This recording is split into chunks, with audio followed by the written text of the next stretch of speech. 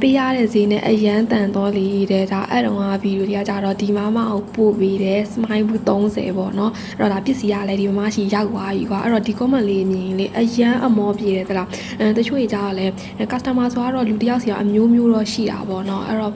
လူ10ယောက်မှာကွာ10ယောက်လုံးတော့ကိုကသူတို့ကျင်းနေတော့မလုပ်ပေးနိုင်ဒါတဘာဝပဲပေါ့နော်အဲ့တော့10ယောက်မှာ9ယောက်လောက်ကကျင်းနေတယ်ဆိုရင်လေဒါတော်တော်လေးကိုလောက်ရတာတန်နေပြီပေါ့နော်ဒီဟာလေးဆိုလို့ရှိရင်လေဒါ smile ဘူးလေးsmile ဘူးလေးဆိုလို့ရှိရင်အရန်တန်လို့လေဒါတောင်ကြီးပို့တယ်မန္တလေးပြီးမြစ်ကြီးနာပြီးတော့အင်းလေးအများကြီးပဲနဲတော်တော်များများနော်နေဝေးတွေအများကြီးတော်တော်ပို့ဖြစ်တယ်ပေါ့နော်တခါမှလို့ရှိရင်လေ30 50 60အဲ့လိုတွေမှားတာကွာ smile ဘူးလေးရာတချို့ကြီးကြတော့လေပြန်ရောင်းတဲ့လူရှိတယ်လို့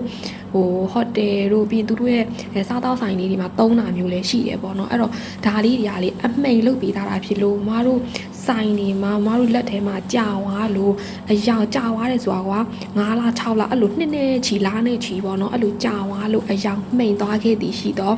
ဒီထမင်းချက်ဟင်းချက်တဲ့စီလေးနဲ့အဝတ်လေးနဲ့ကိုတုတ်ပေးလိုက်မတို့အားဆိုလို့ရှိရင်လေအတစ်တိုင်းပြန်ပြီးတော့လက်သွားပေါ့နော်တစ်သားလေးအဲ့လိုမျိုးလုပ်ပြီးတော့မတို့ဆိုင်မှာ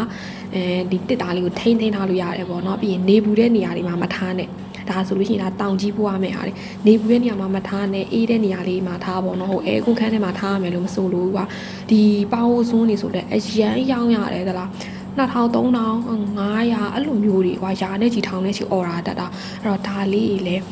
ဈေးတက်နဲ့ quality ကောင်းလေးလိုချင်ဒီဟာထဲကယူတော့မမတို့အပူမပြောရှင်အားလုံးကျေးဇူးတင်ပါတယ်